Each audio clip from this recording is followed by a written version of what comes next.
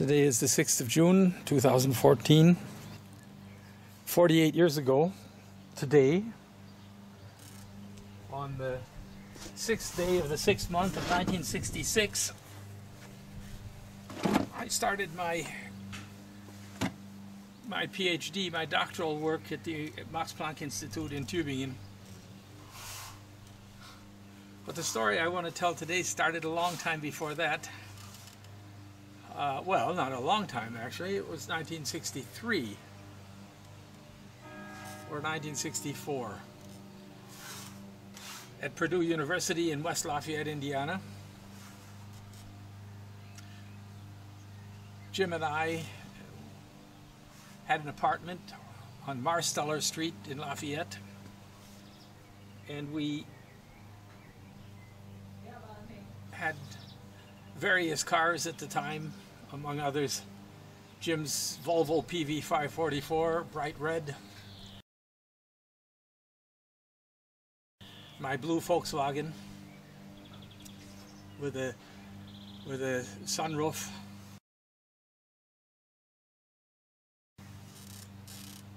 and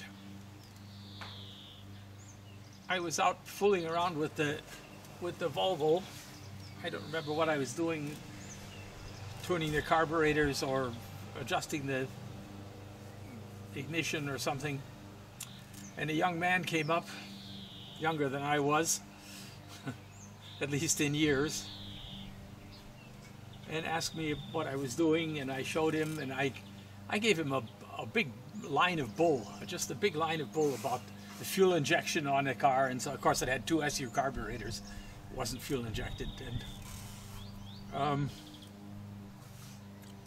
he just looked and talked and asked me more questions, and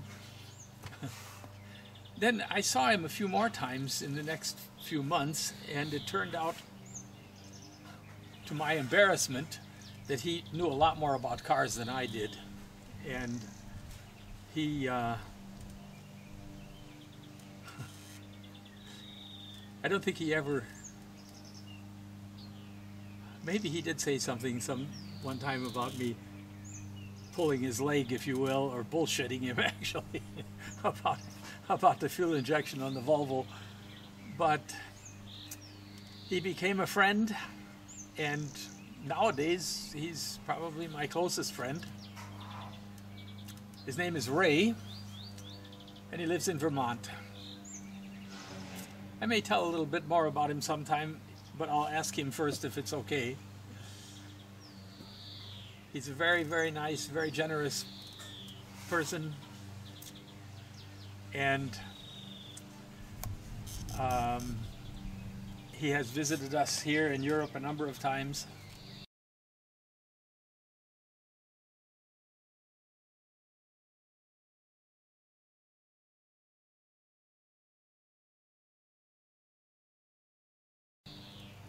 And I visited him when he was living in Boston, and also in Vermont. In fact, Karen and I visited him in Vermont. And recently I asked him to do, if it would be possible for him to do us a favor. Karen likes to use a small weed whip. We had a Weed Eater Featherweight, it was called, and it worked extremely well. Was just the right size, quite small, and it just, too many things went wrong with it. The pull starter doesn't work anymore, and the carburetor probably needs to be replaced. The ignition is off, and I don't know why, and it won't start. And so rather than trying to get parts for it, I have to say the Weed Eater brand is not imported into Germany, and so I couldn't get them here. So I asked Ray if he would pick one up for us in Vermont, and after some confusion about the model and so on, he did, and here it is. It came in the mail today, and it's still sealed shut with some big copper looking staples, and I'm going to open it and take it out, and we're going to see if it starts. But first I'm going to say thanks, Ray. He probably will look at this. I don't believe he owns a computer. He doesn't have anything to do with YouTube except he watches videos. He's very, very, very much an expert in all kinds of cars. He's owned and raced a race car.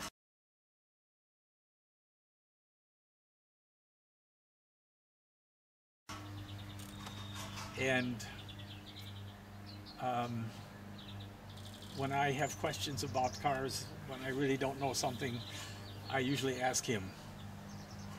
So I'm going to now open this, and we'll see what it looks like, see if we can get it running.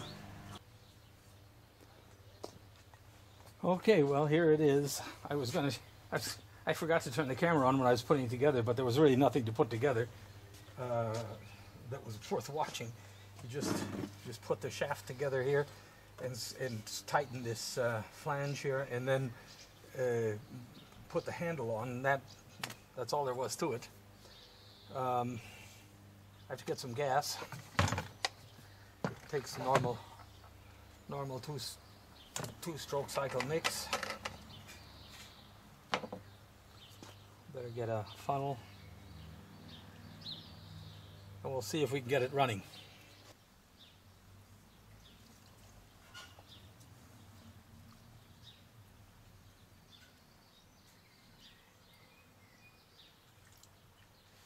I'd rather it didn't run out onto the table. Okay.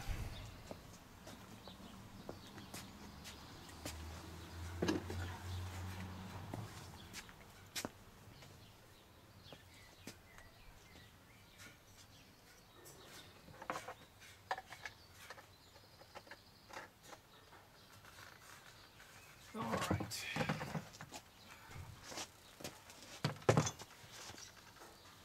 I guess you can see that here, huh? Yeah, pretty much. I'll just move this over here a little bit like that. All right. Yeah. Okay. It says you have to pump this thing 10 times here. Oh.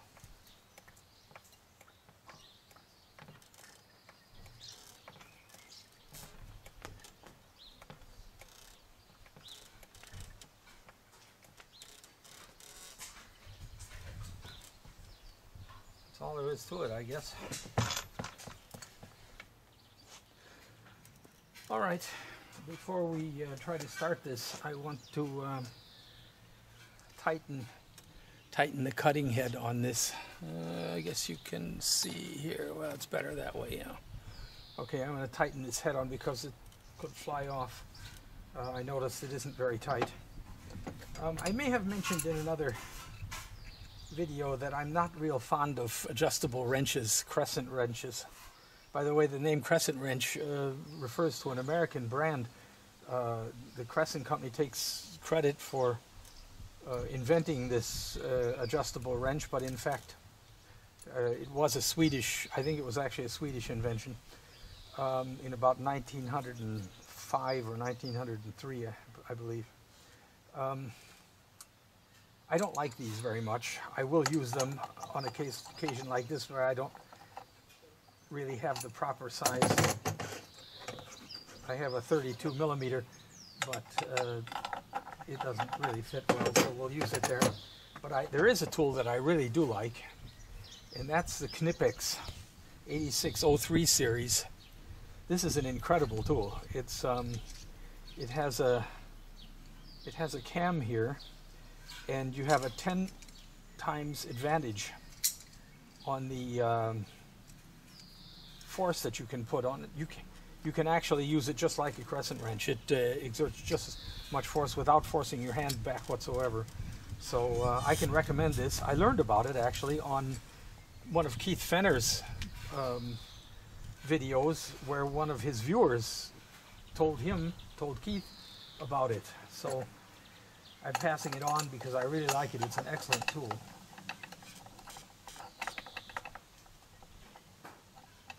Let's see if we can. So I'll have to do it this way if you're going to see it. Not that there's much to see here.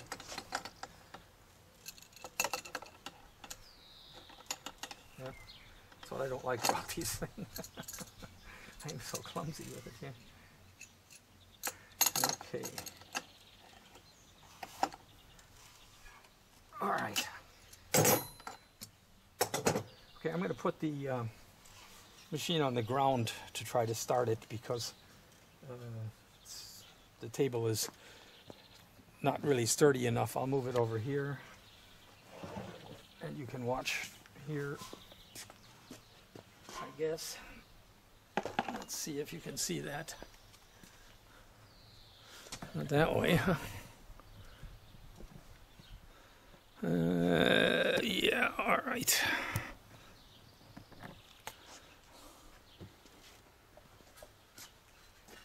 Okay, we pumped it. I've already pumped it 10 times, so we'll just have to see if it...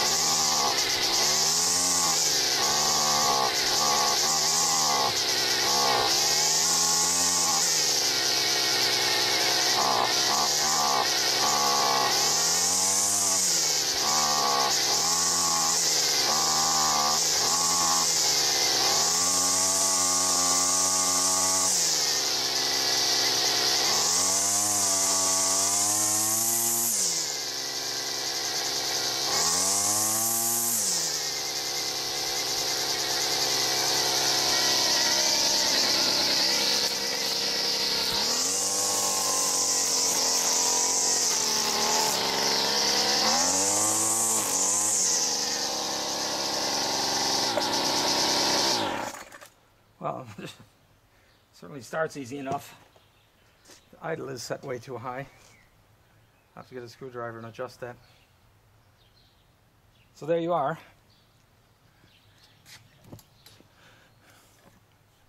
Ray, we appreciate this very much. It's a very nice machine. I'm sure it's going to serve us very well. Put it back up here on the table and let you see the difference between it and the old one. So, let's see here.